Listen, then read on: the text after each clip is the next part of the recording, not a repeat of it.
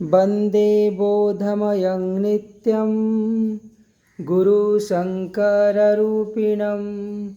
जमाश्रितो हि वक्रोऽपि चन्द्रः सर्वत्र वन्द्यते। श्री गोस्वामी तुलसीदास जी श्री रामचरितमानसर मंगलाचरण कलम करुछन्ति वंदे बोधमयं नित्यं गुरुं शंकर रूपिणम।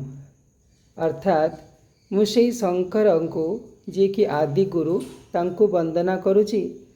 जमाश्रितो ही वक्रोपे जहाँ को आश्रय करी चंद्रमा बंका टंका हेले मध्य जमाश्रितो ही वक्रोपी चंद्र सर्वत्र वंद्यते। अर्थात चंद्रमा बंका टंका हेले मध्य जेहेतु से महादेवंकर मथारे शोभा पाती तांकर वक्रता कहार दृष्टि आकर्षण करे नहीं एवं से समस्तंकर द्वारा वंदना करा जाइथान्ते अर्थात आदृत होइथान्ते। आम भितर मध्य बहुत बंका टंका अर्थात बहुत वक्रता रही, बहुत दुर्बलता रही।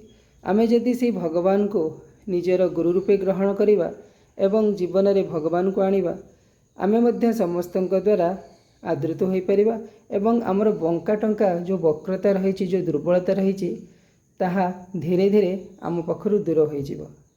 हरि ओम नमः शिवाय।